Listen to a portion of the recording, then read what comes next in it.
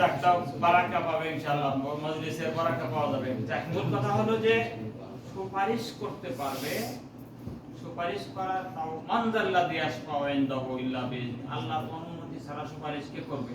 আল্লাহ যাকে সুপারিশ করার অনুমতি দিবে তারা করবে। নবীরা পাবে, কিন্তু সবার জন্য তো পাবে না। সুপারিশ যদি সবার জন্য করার জন্য আল্লাহ আমাদের নবী তার চাচা আবু তালেবের জাহান্নাম থেকে জান্নাতে নিতে পারতো, অনুমতি পাবে না, কারণ ঈমান আনে নাই।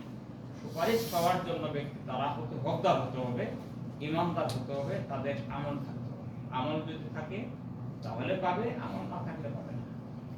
আমরা গুনাহগার, আমরা নবী সাল্লাল্লাহু আলাইহি ওয়াসাল্লামের উম্মত, আমরা যদি ভুল ত্রুটি করে যাই তখন উম্মত হিসেবে সমস্ত উম্মতের জন্য একটা সুপারিশ করবে আল্লাহ।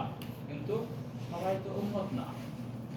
আমরা এই যে 200 কোটি মুসলমান বললাম, 200 কোটি মুসলমান কি উম্মত? নাম কি হচ্ছে উম্মত?